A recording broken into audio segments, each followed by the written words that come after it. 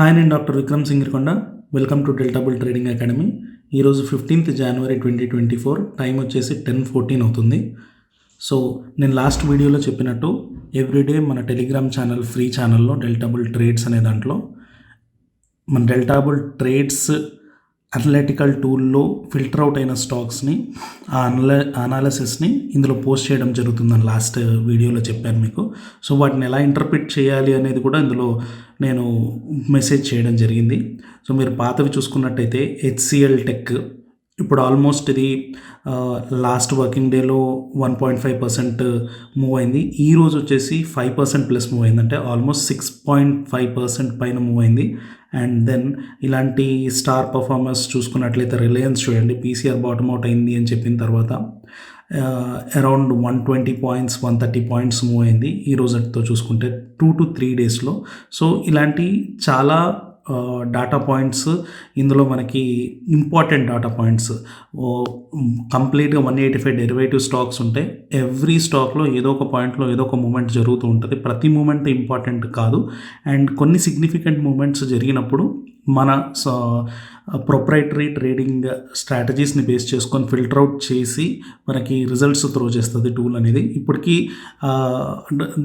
Retail ట్రేడర్స్కి ఇంకా అందుబాటులోకి తీసుకురాలేదు.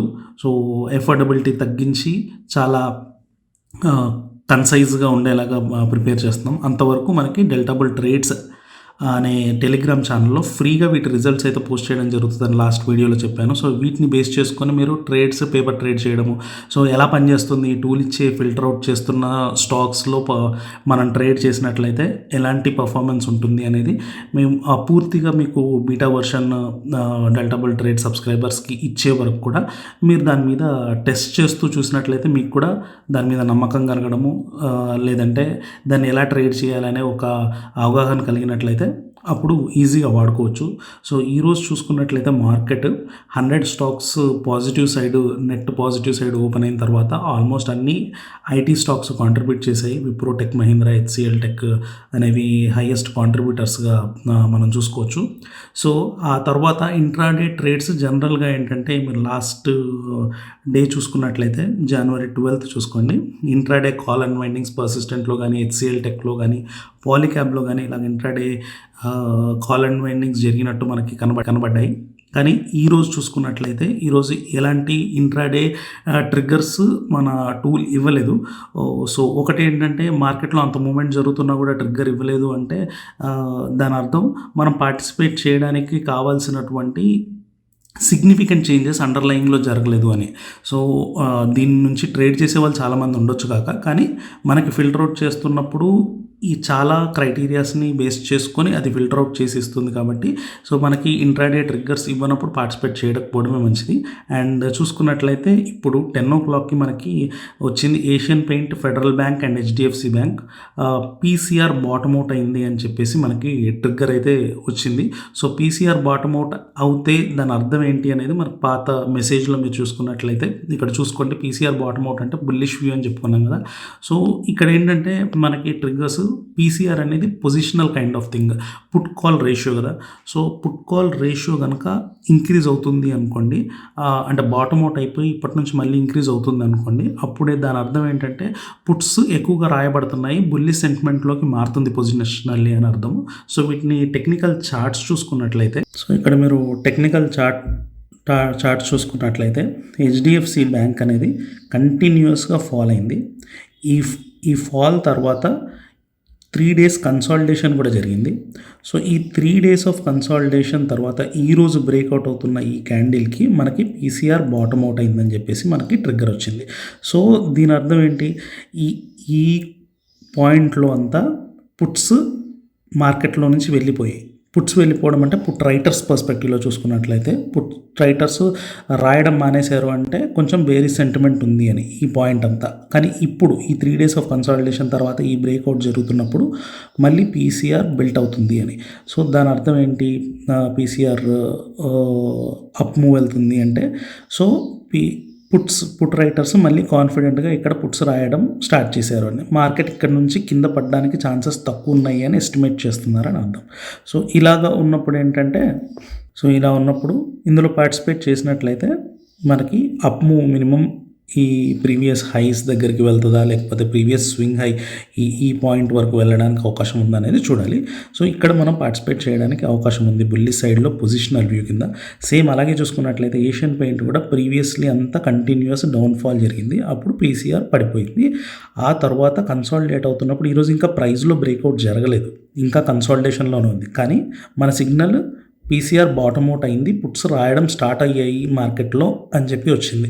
ప్రీవియస్ 10 to 15 సెషన్స్తో కంపేర్ చేసుకొని అది ఇస్తుంది అనమాట. సో దాని అర్థం ఏంటంటే ఇక్కడ కూడా బాటమ్ అవుట్ అయింది అని ఏషియన్ పెయింట్లో కూడా పుట్ రైటర్స్ నమ్ముతున్నారని అర్థం.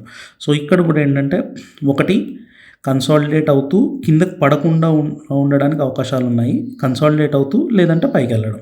సో ఇక్కడ చూసుకున్నట్లయితే బ్రేక్అవుట్ అయింది కాబట్టి పైకి మూవ్ వెళ్ళడానికి ఛాన్సెస్ ఉన్నాయి. ఇక్కడ చూసుకున్నట్లయితే కన్సాలిడేట్ అవ్వడం కానీ లేదా అప్ మూవ్ కానీ ఛాన్సెస్ ఉన్నాయని అర్థం. సో అదే ఫెడరల్ బ్యాంక్ చూసుకున్నారనుకోండి, ఫెడరల్ బ్యాంక్ కూడా అలాగే ప్రీవియస్ డౌన్ఫాల్ తర్వాత కన్సాలిడేషన్ తర్వాత ఈరోజు బ్రేక్అవుట్ అయ్యింది.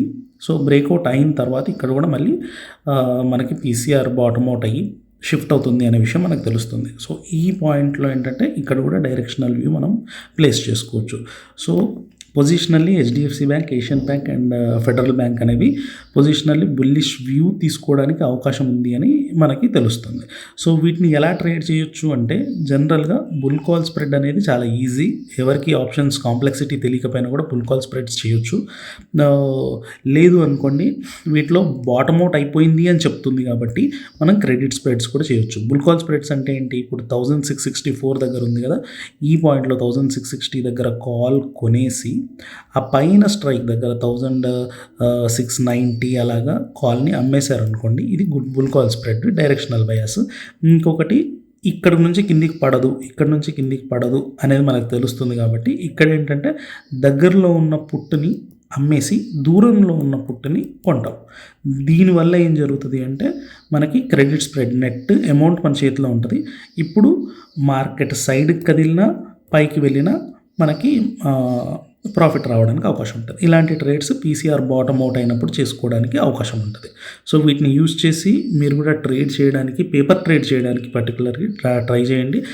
మీకు కాన్ఫిడెన్స్ వచ్చిన తర్వాత ఈ డేటా పాయింట్స్ని యూజ్ చేసి ఎలా ట్రేడ్ చేయాలి అనేది అర్థమైన తర్వాత మీరు కూడా రియల్ మనీతోటి పార్టిసిపేట్ చేయొచ్చు. బట్ ఇవేవి కూడా మనం రికమెండేషన్స్ కాదు, AI and ML based derivative and technical data analytics చేసిన తర్వాత మనకి ఆ టూల్ ఇచ్చినటువంటి అవుట్పుట్స్ని బేస్ చేసుకొని మనం ట్రేడ్ చేయడం అంతే. సో మళ్ళీ ఇలాంటి ట్రేడ్ ఐడియాస్ మన టూల్ జనరేట్ చేసినప్పుడు మళ్ళీ ఒక వీడియో తీసి మీకు అప్డేట్ చేయడం జరుగుతుంది.